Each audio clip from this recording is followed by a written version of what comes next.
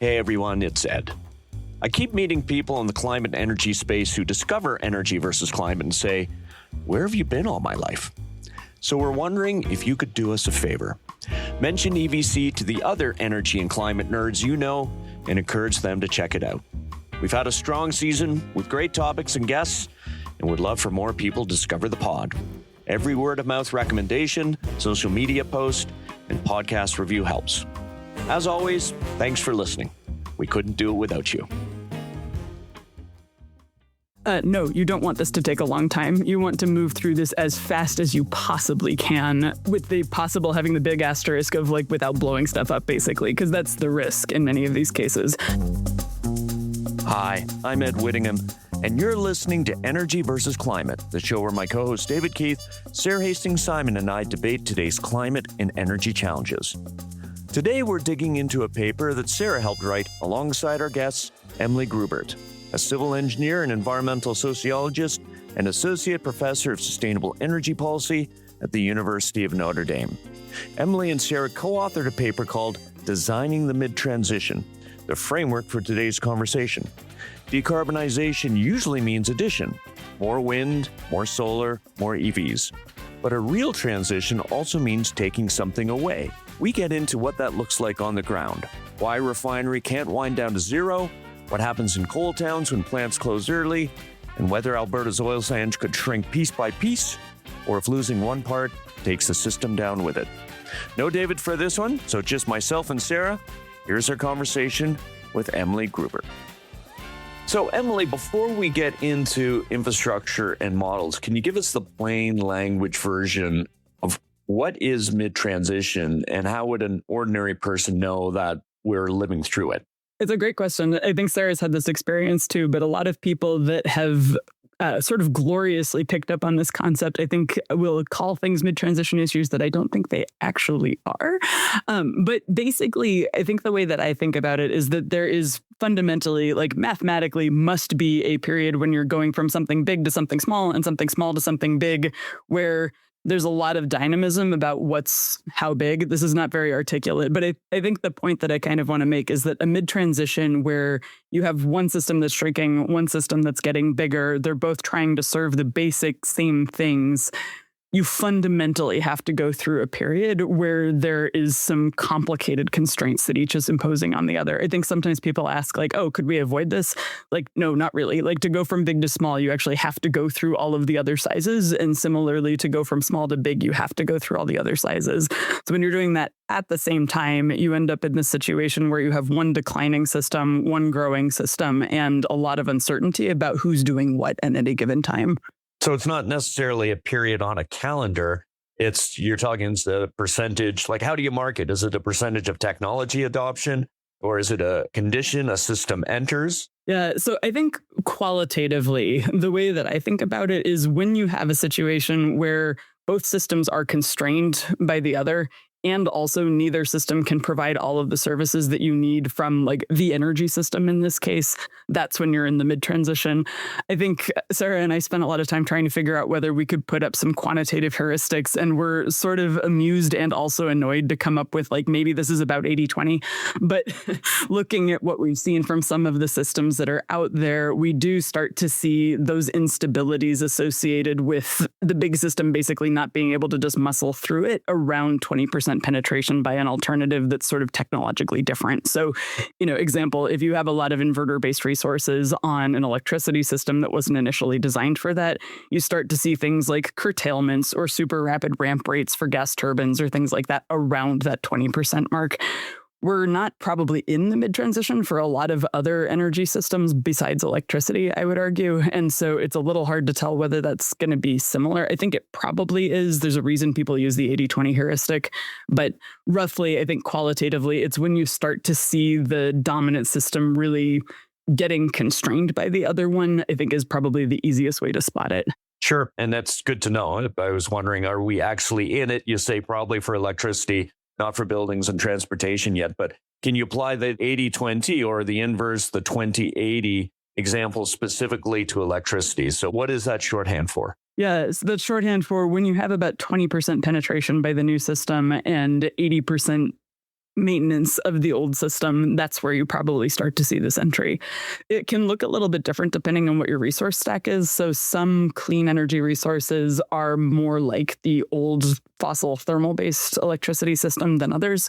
I think the typical example, and I generally agree with this take, is that nuclear tends to read like a fossil asset in these contexts. So a situation where you have big central station thermal nuclear plants is not really going to put you in this challenging period where you're really having to think about what your institutional capacities are and how you regulate this, what kinds of KPIs you use to tell whether you're hitting your reliability targets. Whereas something like wind, where you don't really have that same, like, I'm making spinning AC, I'm synchronized to all these other generators, like that is actually technologically fundamentally different. So I think the 20% of what we would probably typically refer to as modern renewables is kind of where we're starting to see it on the electricity side. Gotcha. I mean, so it's not simple substitution. You've got fossil, you've got zero carbon systems. Neither can provide all the services that we need alone, and each changes the conditions of the other. And maybe, Sara, to bring you in, so when we think of transition, we're also thinking of just adding clean energy. What do we miss when we treat decarbonization as just a problem of addition rather than decarbonization as simultaneous phase in and phase out, and that can create problems? Yeah, so obviously you've been doing your homework, Ed. I think you read the paper as well, because that is the other kind of big thing that comes up in the transition. And this is interestingly, like, for all the annoyance that I have with people who've said, oh, there's no way we can transition because we've never really like phased things out before. I think there's a nugget of truth in that, which is exactly, a true transition when we're talking about addressing climate change does mean a phasing out of fossil fuel systems. And there is, I think, politically, and we see that here in Canada, I would describe it as sort of the all of the above solution, where people have been for, frankly, decades now talking about this idea of like, well, we can all just be happy and get along. We won't talk about, phasing out or shutting down anything. We're just adding more and adding new. And so what I think is also a big part of the concept of mid-transition is this idea that not only do you have to think about what you're adding, but you actually at some point, especially, somewhat later on than probably that 80-20 point, the end side of it is thinking about what you're taking out. And that has obviously impacts to labor and to the economy, but it also has structural impacts as well, too. And so the other piece around the mid-transition that comes out is, what happens as you start to scale down these large infrastructures that have been built in a very, it's like as a physicist, I want to say it's sort of like related to the idea that time is, moves only in one direction. It's not, you can't necessarily just reverse things and take them apart and expect things to continue to work as they have before. And so, that's where Emily and her co-author Josh have this new work that looks at, what is kind of this minimum viable scale of different types of energy technologies and how those might evolve. And that's an area that I'm really interested in as well, too, doing some work looking at, what happens from the gas station perspective of, when do you stop being able to, say, refuel a vehicle or something like that, too. Thanks. That's helpful. And Emily, going back to one of the core arguments is that neither system, the new system or the old fossil-based system, is optimized in the middle. But Sara alluded to it, like with gas stations. What are some of the compromises or the concrete compromises that the old and new systems force on each other? So, just thinking of one, you've got gasoline infrastructure, refueling infrastructure. It loses customers, but it retains all those fixed costs. Right. And that's a sunk cost. And the other one is, say, renewables, which you said this is where we're actually in the mid-transition phase, but a lot of renewables is now relying on low utilization gas-fired electricity backup. And it's low utilization, so it's suboptimal. Can maybe unpack a couple of those compromises.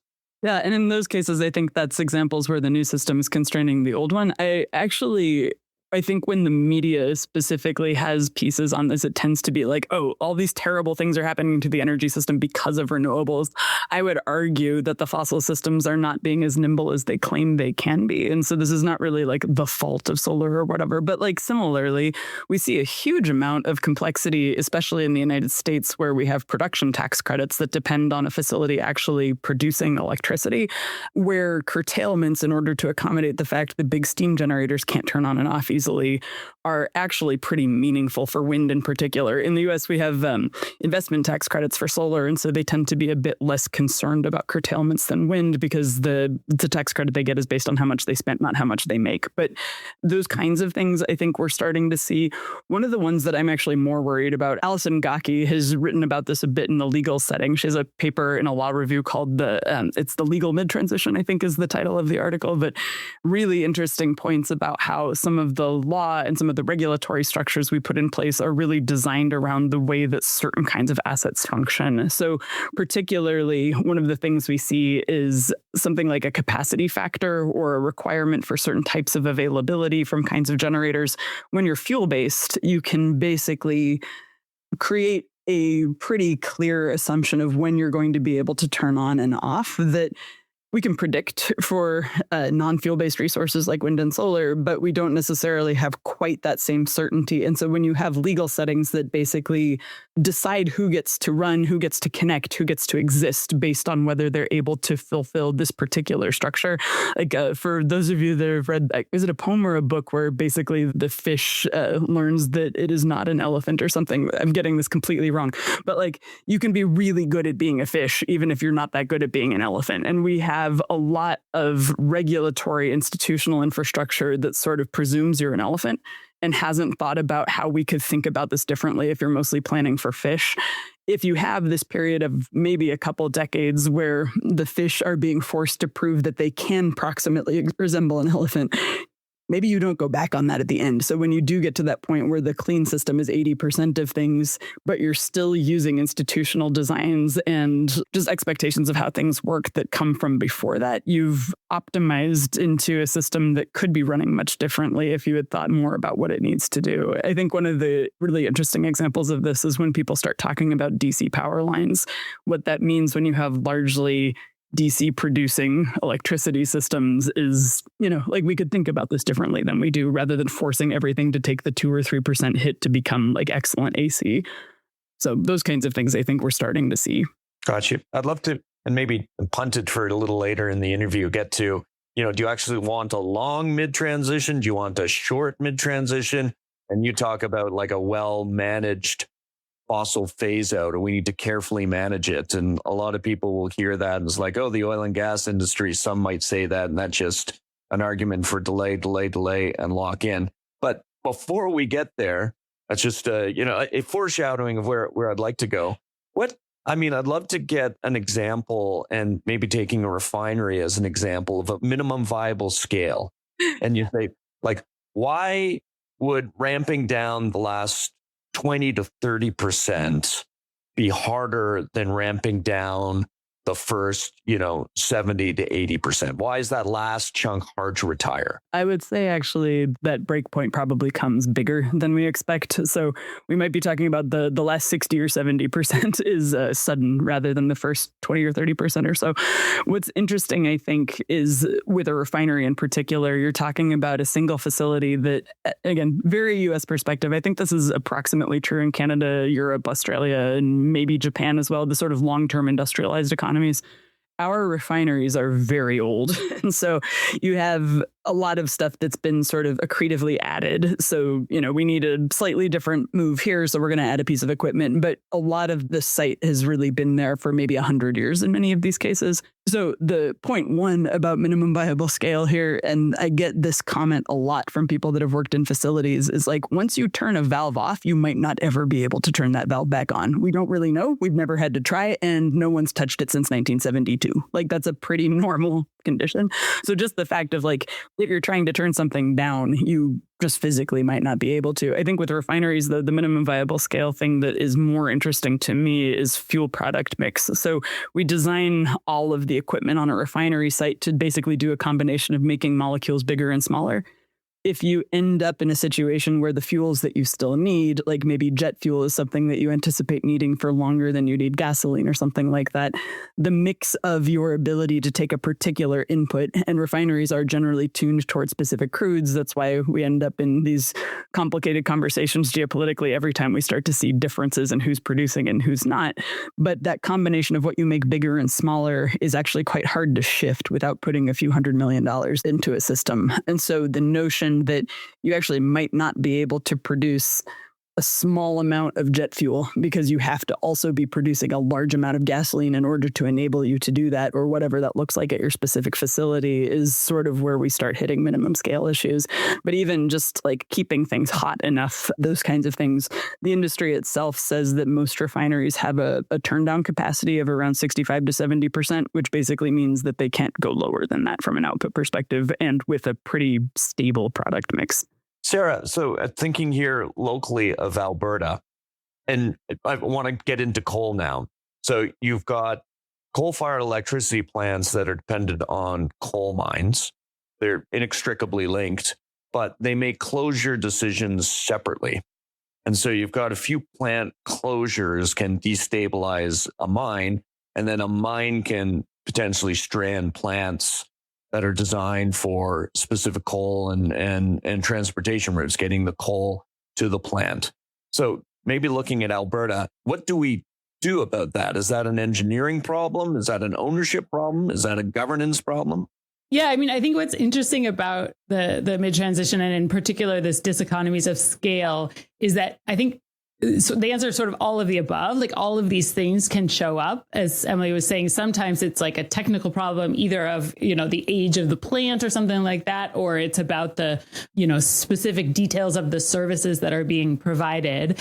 Sometimes it's not actually physically a problem, but the problem is how how you've kind of designed the rules of your system, and the challenge of changing those rules because you have to go through a long governance process, and because, you have incumbent players who are typically have a lot of power over the way that those rules get changed, that want to keep the rules in their favor. So there's like many layers of challenges here. And that's not something new, right? Like what I'm describing there is a very well-known phenomenon that, goes by one of the names, at least, of lock-in, right? So the idea that you have all these ways in which you have a so-called path dependency. So a system, starts on a path and it tends to continue down that path because, that's just sort of what it's always done. And so the infrastructure around it is designed in that way, and the rules are designed in that way, and people's habits are designed in that way. But it becomes particularly challenging when you're trying, in a transition, you're explicitly trying to get onto a different path. And that is very, very difficult. So I think what's interesting when it comes to Alberta and the coal is, I would argue, the coal phase out that we had, not perfect, right? And I think hindsight is 2020 in terms of definitely blind spots in some of the ways that, transition support was provided to workers, in some of the ways that we thought about, what would happen to the electricity market after the coal left, not the problems that we thought of. I think that's quite interesting, right? So we've, I guess I should pause and introduce this for people that aren't familiar with the fact that in Alberta, we have phased out all of our coal plants, actually. So there was a federal date that was further in the future. Then there was a provincial date that was brought in for 2030. And in fact, the last coal plant closed ahead of time. As part of that provincial sort of forced phase out date, there were payments that were made to the companies that owned the coal plants. And there was support set up for workers in affected communities, because we have, of course, these communities with, say, a mine mouth plant where, the coal industry is a large part of the economic driver of the community. So reflecting on, what happened, I think this kind of challenges that popped up that were maybe not totally foreseen, right? The way that the increased flexibility of the natural gas repowered plants that replaced the coal plants allowed electricity companies to exert more market power over and I should say, fairly, they weren't doing anything illegal. They were following the laws, but the laws had been written with a different type of flexibility in mind. And so I started by saying, it went really well, and then I dove right into where it didn't. But I think where it went well was this, somewhat of planning of like, okay, here's in principle the dates that this is going to happen. We know that there's going to be labor impacts. And so government needs to come in really proactively and plan for this phase out rather than letting it just, happen. And in particular, also thinking about, what happens with the remediation, although I don't actually know how well that has gone, but I think that's another area where, kind of unmanaged, leaving companies to sort of run some of these, quote, into the ground and leave behind big liabilities is sort of the exact wrong way to do this. But politically, it's challenging, right? Because even if you know that we have to do this, or that in some cases it's going to happen anyway economically, the government has to wear it in a different way if they're managing that phase down. I think Emily has done some interesting work also on what proposals for how this might happen in the US. So maybe you can speak a bit about that. Yeah, and I think it's been really interesting watching how other people have managed coal phase out, I think specifically, especially when it's been on purpose, because US coal production is down by about 50% from peak. And I think one of the things that we've been looking at a lot is whether there are opportunities to really step into a situation that is really not going well. Like a lot of these extraordinarily chaotic transitions that have been happening and have been very visibly enormously damaging, and think about how would you do this differently, and how could you kind of prove to people that if you were managing this, it could look different. So this is a bunch of work that I've done with Mijin Cha, who's at the University of California, Santa Cruz, specifically on the Powder River Basin in Wyoming, where other context here, the U.S. is extraordinarily unusual, possibly unique in the world, in that we have very, very little public ownership of resources and kind of critical energy industries. The Powder River Basin is an unusual exception to this sort of. So the coal is federally owned, but then leased out to private companies for mining. And so we've basically been looking at this semi-isolated system that is one that was developed after environmental laws developed, and trying to say, is this a case where we could actually build some capacity and essentially do a governance demonstration of a managed transition in a setting where workers have already been laid off in some cases multiple times. We've seen massive ownership succession, or lease succession, I suppose, where the bigger companies that you've heard of basically sell off their permission to do things to companies that you haven't heard of, who probably can't handle some of the reclamation bonds and stuff like this. Basically trying to say, if the feds reclaimed these leases, basically canceled the leases, and then managed the basin down, what does that look like? The kind of conditions here that I think are different from some of the other ways that you could conceive of a managed transition that make this easier. And to be clear, we were looking for an easy case, because I think when you haven't demonstrated that people should trust you, you should give yourself the benefit of going somewhere where it's very unlikely that you're not going to make something better. Like this case, what's going on is so bad that it is really, really unlikely that you would make it worse. And that's, I think, ethically a really important thing to think about. But also in this situation, you have a case where the electricity system can handle, in the U.S., the coal plants going away. There may be a couple of situations where you'd have some voltage issues, but we have so many gas plants with excess capacity that you basically could just retire this. The other thing that's different about coal than oil and gas, I think, is that because it's a solid fuel, you can stockpile it. And so kind of managing the fact that there are probably different minimum scales for the rail system, the mines, the power plants, these kinds of things, you could conceive of a situation where you just decide how much are those coal plants going to burn before they close, declare it like this is going to be 2 years or 3 years or whatever that looks like, mine that much coal in a go, let it be a rock, basically, that then you can kind of manage. Because one of the issues with the Powder River Basin is that these mines in some cases are, 6-10 miles across. You can't just mine a little bit at a time. So we've been thinking a lot about what it would look like for a federal manager probably to step in and say, we're going to think about what timing, order, and services look like from these assets before shutting them down. Mm-hmm. I'd like to just probe a little further about the coal phase out, and where it's analogous versus disanalogous, or would be disanalogous to what we might do with oil and gas. But first, the Alberta experience here, and Sara will remember this well, is that the coal companies, with the announcement of phase out, were immediately compensated. And by immediately, what Sara took a year or so to figure out the billions the companies got for shutting down some of their plans before scheduled end of life. And then a few years ago, we had a woman named DeRay Vino from the town of Hannah on to talk about reskilling. But also, big point of that was the companies were compensated quickly. The communities, that was a much longer, bumpier road. And of course, any kind of compensation was a fraction of when ultimately went to the shareholders of these private companies who had their stranded assets. And I worry that it might be dangerously analogous, because if you're a refinery and you say that whatever the number is, 20 or 30%, that's my minimal viable capacity. And if you want me then to get down, you have to compensate me. And they're going to use that to go and seek exorbitant rents from the government of the day, if they're, getting down to that entirely from market dynamics. But going back to coal, and where it might be disanalogous is, you think electricity users didn't need to change out a furnace. They didn't need to change their cars. They didn't need to change their daily routine. It was just another generator came in, used the same wires. And so maybe go a little bit further. Is that the right example, or what would be different when we're talking about a ramp down of, say, oil and gas infrastructure? Yeah, I mean, like you're saying, the end use versus inputs thing is different for oil and gas, because exactly, like, the end use equipment does need to change. We have more precedents for that and arguably more authority for that. Also, Alison Gaki, who is like a great person on the law side, if people are interested in doing this, to go check out, has written a bit about the town gas to natural gas transition in New York City, where essentially the city said, we're switching you all over from this sort of carbon monoxide and hydrogen mixture that we used to make to natural gas methane. And so we are going to go basically door by door and switch out the burners in your equipment. Obviously, that's a little bit different from what we were talking about when you actually need to go from burning a fuel to using electricity or something. But there is precedent and authority for being able to do those types of things.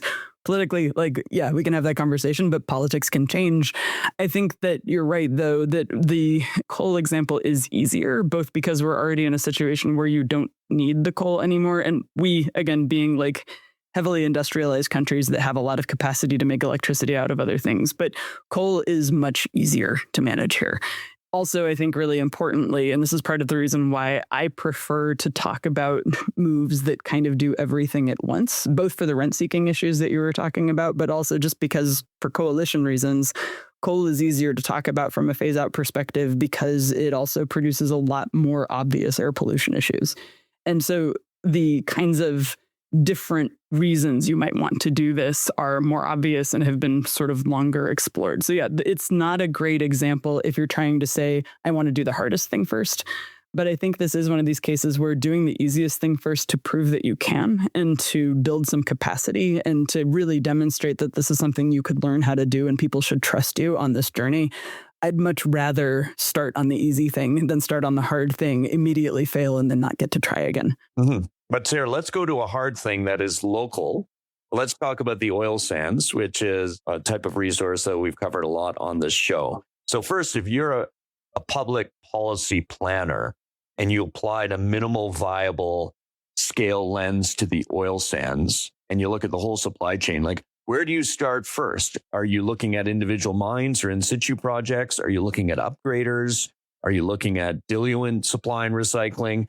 And then as an add-on to that, could oil sands production decline smoothly, asset by asset?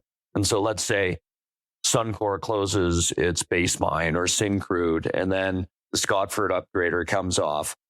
Or given the supply chain, if you lose something like the Scotford upgrader, if that goes down, is that likely in the oil sands industry to create like a cascading effect? One sort of critical piece of infrastructure goes down, or even a pipeline. And by the way, I should note that we're talking about this at the same time when our federal government and the provincial government and some in industry are expressing all sorts of irrational exuberance around ramping up oil sands production. We'll see what happens, but the private capital for pipelines at least is staying on the sidelines because they seem to know something that governments don't know. But yeah, going back, if you lose, like, say, one pipeline or one upgrader, is that going to create cascading effects? And then we have very messy mid-transition. Yeah, I mean, going from, I think, like Emily was saying, like starting with the easier, jumping to the oil industry, I think it's hard for me to think of a sector that's harder, right? In the sense that it is, I believe this is correct. I'm going to say, like, it's by far the most globalized and most intricately kind of many-fingered, webbed, traded commodity that we have, right? So, like, you talk about the challenge of a single refinery and how that's been added on to, over the last 100 years or something. Like, the global oil industry is, just orders of magnitude, like more complex. And so, again, like, I'm going to sort of like talk off the top of my head for how I think the med transition starts to play out and where it starts to bite first in the oil sector in Alberta. And there's kind of two things that come to mind for me in big ways. And one, I think that is more than necessarily like the local dynamics of, you can't run sort of this industrial cluster if you start to lose, one plant. I think there we have a fair amount of like robustness to what I would call pruning. You could take off like one specific plant and still have, the others that have their community that's working there or living in Fort McMurray.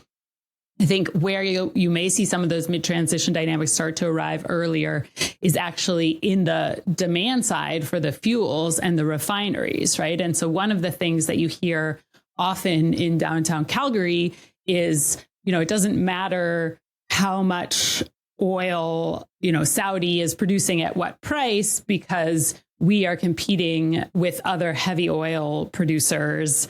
And so it matters, how expensive our heavy oil is compared to their heavy oil, because that heavy oil is what's needed for the given refinery slate, input slate that's been designed around there. And that is a completely true statement in a sort of equilibrium position. But as soon as you start to open up these refineries at scale, because as Emily mentioned, you start to enter into a world where, say, gasoline demand declines dramatically, but you still have significant demand for jet fuel. And now you're needing to not just work at the margins, but significantly retool your refinery so that you can produce a lot of jet fuel without producing so much gasoline. Once you're, into the retooling for that output slate point, well, that's a moment at least my chemical engineer, petroleum engineer friends tell me, you can retool your refinery from an input slate as well, too, right? Like that there's no reason a priori that you need to take this heavy oil input. It's sort of, again, a historical, that's what was, what made the most sense for the market at that time. And you've kind of been locked, as we talked about in this path dependency, you've been locked into that by the infrastructure, but now you have a moment to choose again. And so at that point, then Alberta's heavy crude is no longer competing just with, say, Venezuela's heavy crude. It enters a, broader competition against any other types of crude that are available at given costs and given reliability and given, pollution and all these other things. And so I think where the mid-transition kind of dynamics may start to bite early on in Alberta is exactly around this. How does the demand for heavy oil shift globally if there are large portions of the refinery sector that are starting to be retooled? And that's not really something that, our energy system models, even the very big intricate ones, really look at, right? They will assume ramp up and ramp down of refineries, but they don't kind of have this like complete blank slate redesign opportunity in them. So I think that's kind of a big one that, again, is sort of almost by definition, a lot of these mid-transition issues are things that we haven't faced before, right? Because we've never been trying to go this direction. And so it's something that I think is very, very new that we're going to have to deal with. The other one that I'll point out is more along the rule setting. And we had Martin Olchinski back maybe last season or the season before, losing track of time, talking about, some of the challenges and particularly, there's a lot of focus, obviously, in Alberta on the challenges around reclamation and unfunded liabilities in the conventional oil and gas side. But when you look at the oil sands side, kind of the big issue is that the way the rules are written, these mine sites, these oil sand mines don't need to start funding their reclamation until they're reaching sort of the end of their defined lifespan, where that lifespan is defined not by the demand for their products, but by the, sort of theoretical potential of, how long they could continue. And so you add that into this story that I just told about the way that, demand could change. And I think you see another pretty big blind spot when it comes to the way that we're planning end of life liabilities that don't take into account these transition dynamics that are, likely to occur. And that's as a public policy planner, you need to take into account those dynamics, and they're very far reaching.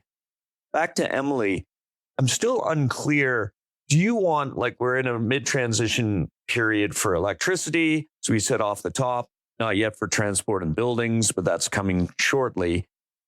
Do you want a long mid-transition? Is that a long mid-transition gives us time, or is that dangerous because during that long mid-transition, you're going to have problems with duplication, lock-in, declining system costs, and it just, maybe the analogy is the Band-Aid. You've got this hurt. Do you want to rip off the Band-Aid, or do you want to take it off gradually? And going back to that question I'd mentioned, if you say we want to manage fossil fuel phase out carefully, a lot of people, and especially who care about climate, are just going to take that as an argument for slowing climate action. I'm really glad you asked that question directly. I even have a slide on this in a lot of the talks that I give. No, you don't want this to take a long time. You want to move through this as fast as you possibly can, with the possible having the big asterisk of without blowing stuff up, basically, because that's the risk in many of these cases. But no, a long mid-transition, I think, is extraordinarily risky for a number of reasons.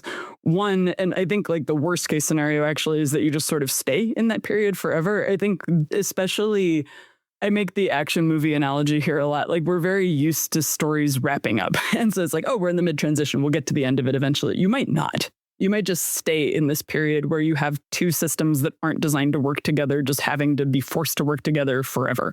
That would be bad for a number of reasons. But I think one big reason why you want this to move forward as quickly as you can is precisely like you say, you're paying for both systems the whole time. And by the way, the one that is getting smaller also has immense political power and also has immense destructive capacity, potentially. If you are in a system where nobody's investing in maintenance, you're losing workforce that really understands how these things work, and you're dealing with basically advancing climate change the whole time as well. So you're now in a situation where you have this system that's super old, is operating outside of its design capabilities, and is also being basically run by people that are sort of definitionally less experienced as you get farther and farther away from sort of the peak of expertise here. And young people aren't really excited to go into an industry that they know is going away. And you've got climate making this all harder at the same time. That's a really, really dangerous situation. And I think that the point about not wanting to pay for it, but also not wanting to leave it there to be a big problem is actually a really, really important one. Obviously, I think the other really good reason to move through the mid-transition as quickly as you can is because we do genuinely, at least I do, think that what's on the other side is better. You're in a situation where you're not making climate worse. You're in a situation where your air pollution burden is much less. You're in a situation where your water burden is much less. All these kinds of reasons why you would want to move away from fossil are things that you would like to deliver as quickly as you can, I think. And so that combined with the fact that a lot of the electricity-based end uses that we consider are quite a bit more efficient, have, even indoor air quality health benefits that can be quite significant. There's a lot of reasons why you would want to do that. And so moving through it quickly such that you basically take advantage of while you still do have a relatively functional, relatively well-maintained fossil system with a relatively competent and relatively large enough workforce, and move to a place where you can be done without having to sort of trickle through as you're losing all of those things in a high hazard industry set is, I think, really important. But let me be super clear. Making the mid-transition longer is a bad outcome, and you do not want to be doing that. Well, I'll just jump in and say you had the Band-Aid analogy. I think I like, especially because it's summertime, I'll say the swimming pool analogy, right? Spending more time in the mid-transition is when you're sort of standing in the pool, halfway up to your belly button or something and like inching in the cold water. And, like Emily said, that once you get all the way in, it's actually going to be much better. And that's kind of the worst place you can possibly be.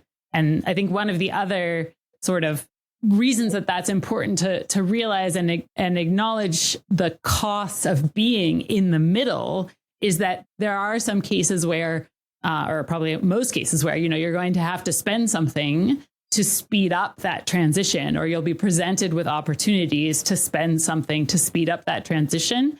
And it's very likely that that will be worthwhile because of what you will save by not having to exist in this middle where you're supporting the two systems. And that's, I think, again, with the way that we evaluate often policy options or government intervention, we have to be really careful that we're able to account for those costs in the middle so that when we're asking, is it worthwhile to spend X to, buy out all the old gas heaters, say, in a region and go fully electric, that's a cost, but not having to maintain the two systems, are we properly accounting for the savings there? And also importantly, are we, there's a whole bunch of equity elements that come up there as well, too, because, the people that are most often left on the slower side or sort of in the pre-transition phase are those with the least ability to kind of pay and the least ability to manage the challenges of being there. Yeah, I would think that if we're 20 years out from today and we're looking back and we say that, well, we really had a well-managed mid-transition. We handled that well. The metrics by which you're judging that, and Emily, to your point, speed, we moved through it fairly quickly. Obviously, emissions have dropped, but we had uninterrupted energy services. But also we're able to, tackle the energy cost affordability crisis that we're still living through. You might have some other metrics that we would say, yes, that defined having a good mid-transition. But I also wonder how we get there. Again, looking 20 years hence, one idea is, was there some public institution that we created, sort of a mid-transition operator specifically to work on this? Because what we're talking about, and no offense to anyone working in Canada's federal or provincial energy departments, I don't think they're thinking about this. And I'm not sure that they or the energy tribunals or regulators out there are particularly well equipped right now to look at something like minimum viable capacity when looking at an upgrade or a refinery or even a mine. So again, 20 years hence, we've managed it well. Sort of what did we have to build or create that doesn't exist today? Yeah, a coordinating function. And I think, again, this is going to be super US focused just because we have a really different institutional structure in terms of who has control over things. So I don't want to say that public control and a public coordinator is sufficient for this transition. And I think a lot of people are like, every other country basically already does have this capacity other than you guys. So why are you talking so much about this? But it is, I think, a necessary precondition that you have some centralized actor that is actually able to make declarations about who's on, who's off, and what they're doing. And at least within the US system, I think the hardest thing to sort of approximate from a regulatory perspective that doesn't involve public control, whether via ownership or some other means, is the ability to compel something to stay on. That, I think, actually is going to turn out to be pretty important. And especially as we're talking about minimum scale issues, one of the things that I bring up a lot, especially in the refining context, is that if you do agree that an individual asset can't really go below about 70% output, and if you agree that you maybe have a small amount of demand that you need to be able to serve for a while, you might actually prefer for your probably less efficient, smaller refinery to be the one that closes last, rather than your very, very efficient, highly profitable big refinery. So if you don't have the ability to say to someone, hey, you're losing money, but I need you to stay on anyway, you end up in this situation where you have a lot of maladaptations. And so I think what we need to build is the permission structure, but the authority to actually control, again, what's on, what's off, and what's it actually providing, with a way to actually enforce that in a number of ways. The issue about what it's actually providing, I think, is also sort of close to my heart, because in a lot of the deep decarbonization models that I look at, there's sort of a presumption that the natural gas system is going to be there to catch you whether it's on the heating side or on the power side. But there's a lot of modeling that suggests that you might just have a bunch of natural gas generators that are sort of there just in case. I'm a civil engineer. I think the analogy that I use here a lot is that I took a buildings class one time where they were like, don't trust fire water systems. Like, no one's ever tested them. And if you need them once every 40 years, like, there's no way that thing works. Similar here, like, I don't think you can trust a system to show up for you for a couple of hours in the most aggressive, most difficult context that you can consider, because those are the times when you need the backup. And so this coordinating function that's actually able to say, I don't believe this thing is going to be there, but I am going to require that you have this other path to mitigate a risk that I know is coming. And this is where it starts to get really interesting when you think about what that means from demand side interventions, for example. Like, what does it look like to actually think about heat refuges and cold refuges? What does it look like to actually think about insulating somebody's house as an alternative to some of the supply side build out or whatever? If you don't have an authority that is able to think across both of those systems and is able to do things like use tax revenue to fund it rather than relying on a shrinking rate base that is burdening the poorest people, like, those kinds of capacities are things we need to make. I have not come up with a solution that doesn't involve government involvement here. There might be one, but that's kind of where I'm sitting at this point. And we also have to think about, what does it mean, the right to be cold? And for, right, say, Indigenous peoples in Canada's north. And that's, shout out to Sheila Watt Cloutier in the great book that she wrote. Well, and when we get to there, I would imagine one of the midpoint indicators of the mid-transition is we'll see a lot of rent-seeking behavior from the incumbents. There'll be a starter's pistol, and suddenly when you see all sorts of corporate hands out wanting some sort of bailout, then I think we'll know. We are there. I think this is actually, if I may, just really quickly, this is another thing that my group has been working on quite a bit over the last year in the California refining context, because they are kind of there. They've got a moderately isolated system, sort of less than 10 refineries with a lot of rent-seeking behavior. And it is one of the reasons why we talk about, like, a shift to public control can't be one at a time at the point of bankruptcy. You actually need to be able to control the relatively healthier assets so that you can control who goes offline rather than just accepting the order that's given. But yeah, the rent-seeking behavior has been extraordinarily evident. And you're exactly right. Like, as you get to the point where you're closer and closer and closer to actually just losing the capacity to do something, the chance that that asset can play chicken with you to basically whatever level it wants to is super high. We just saw this with the UK renationalizing its steel industry. Like, there's all sorts of examples of this. But yeah, super, super high risk, and maybe actually precedes sort of a technical mid-transition because people can see this coming. That's a good cautionary note to end on. Emily, thanks so much for your time today. Thank you. Thanks for listening to the special summer bonus edition of Energy versus Climate. You can find video clips on TikTok, YouTube, and Reels. And if you have ideas for show topics, send them along to info@energyversusclimate.com. That's info@energyvsclimate.com. We'll be back in September with a brand new season of shows. In the meantime, keep an eye on the EVC feed for bonus content. And as always, thanks for listening.